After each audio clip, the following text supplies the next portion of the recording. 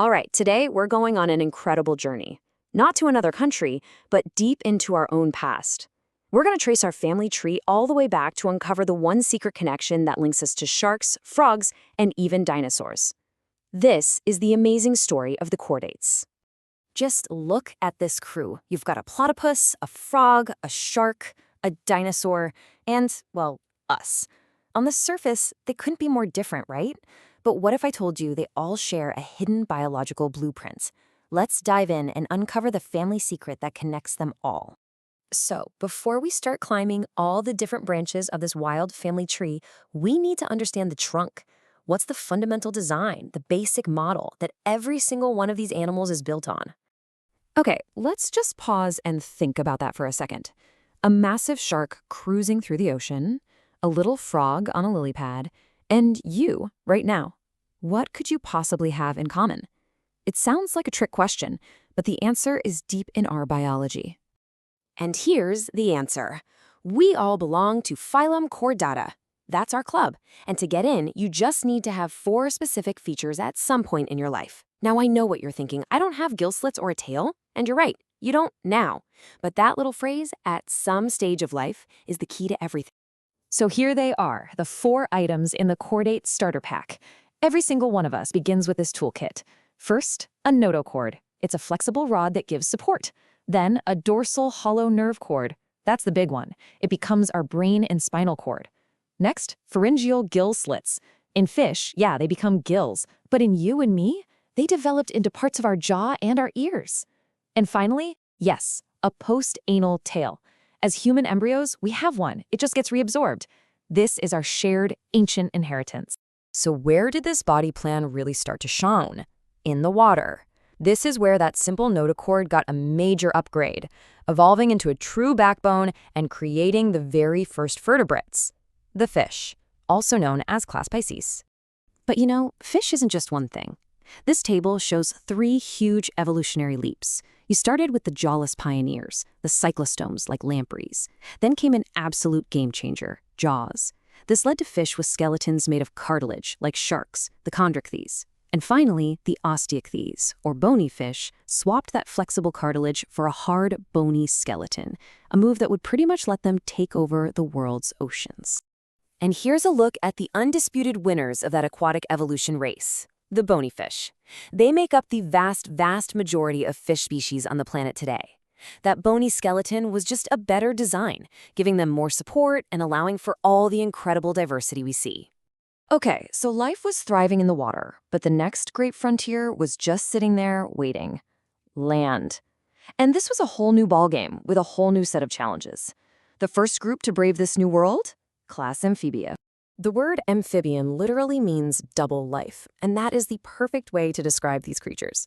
They made the incredible leap onto land, but they were still tied to the water. They were true pioneers, but they hadn't quite cut the cord to their aquatic home. So what was holding them back? Why didn't they just take over the world? Well, a few big things. Their skin was thin and had to stay moist, so they were always in danger of drying out. Their eggs had no shells, so they had to be laid in water.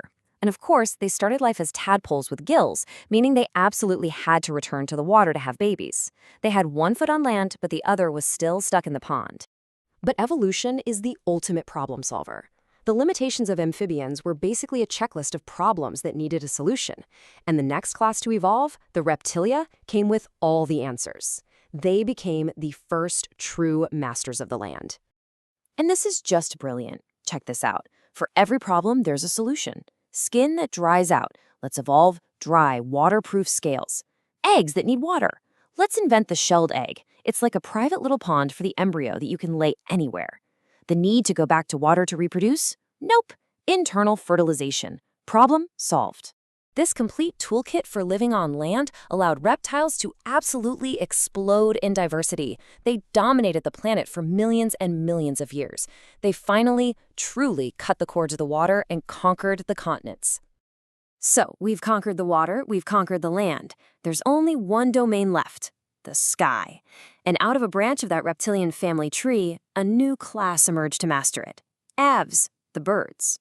So how do we actually know that birds came from reptiles? Well, fossils like this one. This is Archaeopteryx, and it is just spectacular. It's a perfect mix of features. It has teeth and a long bony tail, just like a reptile, but it also has feathers and wings, like a bird. It's like a snapshot of evolution caught in the act, the missing link right there in stone. Now, taking over the air required a total redesign of the reptilian body.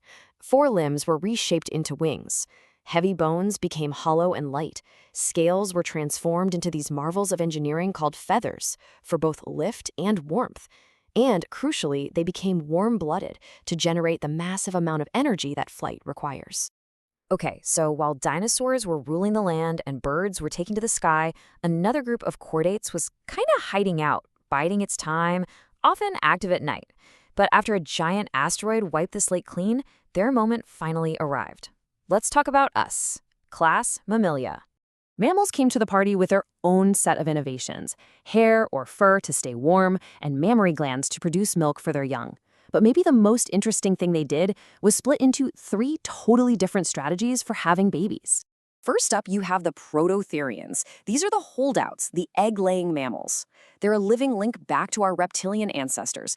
The only ones left are the platypus and the echidna. They lay leathery eggs, but then they feed their hatched babies with milk. A true evolutionary mix and match. Next are the metatherians, who you probably know as marsupials. Think kangaroos, koalas. They took a completely different approach. They give birth to a very tiny, almost embryonic baby, which then has to crawl into a protective pouch on the mother to finish developing. It's basically an external womb. And that brings us to our team, the eutherians, the placental mammals. This is us. Horses, dogs, whales, you name it.